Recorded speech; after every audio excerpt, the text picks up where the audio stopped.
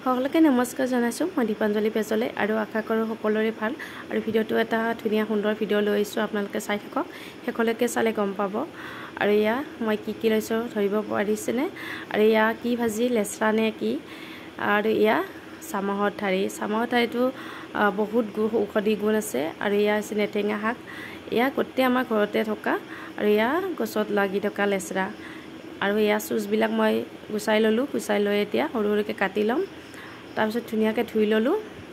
আৰু এয়া আলু লৈছোঁ দুটা আৰু আদা নহৰু আৰু এয়া পটাপটকৈ বৰ্তমান আদা নহৰু খুন্দি মই তেতালি ল'লোঁ তাৰপিছত জলকীয়া দিলোঁ আৰু পটাপটকৈ কাৰ ঘৰত আছে জনাবচোন আমাৰ ঘৰতে আছে আৰু এয়া গোল গোলকৈ পিঁয়াজটো কাটিছোঁ তাৰপিছত সৰু সৰুকৈ আলু হৈ কাটিলোঁ আৰু এয়া আদা নহৰু পেষ্টটো আৰু এয়া এতিয়া তেল গৰম হ'ল পিঁয়াজটো বহাই দিলোঁ এনেকৈ আপোনালোকে বনাই খাব চামাহৰ ঠাৰি আৰু চামাহৰ ঠাৰিটোত বহুত ঔষধৰ গুণ আছে ইয়াত বহুত বেমাৰত মানে ভাল এই বস্তুটো আৰু এইটো ছিজনত য'তে ত'তে পোৱা যায় আপোনালোকে চাবচোন বনাই এনেকৈ খাব আৰু ভিডিঅ'টো ভাল লাগে এটা লাইক কৰিব কমেণ্ট কৰিব